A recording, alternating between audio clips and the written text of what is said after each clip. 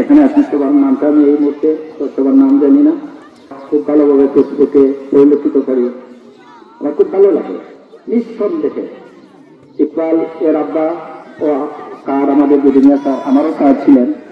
আমার খুব গর্ব হয় স্যারের ছেলে আজকে সত্যিকার অর্থে একজন আলোকিত মানুষ হিসাবে, একজন উদীয়মান তরুণ হিসাবে আমি সবসময় তাকে পছন্দ করি।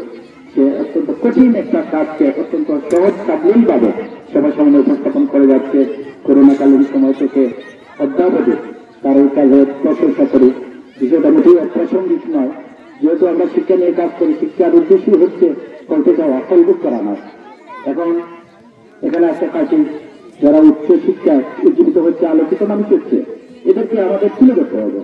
আমাদের সবসময় একটা বিদায় সংঘাতের মধ্যে জড়িত থেকে সত্যিকারের মানুষ, আলোকিত মানুষকে আমরা বের করতে নিয়ে আসতে পারি না, তাদেরকে স্বীকৃতি দিতে আমাদের একটু বাধা লাগে। এজন্য আলোকিত মানুষরা একটু নিজেকে গুটিয়ে রাখে না, তাদেরকে গুটিয়ে রাখতে না, তারা উদাহরণ সৃষ্টি করেছে, তাদেরকে সবার সামনে নিয়ে আসতে হবে, তাদেরকে আলোকপত্রিকা হিসেবে সবার সামনে উপস্থাপন করতে হবে।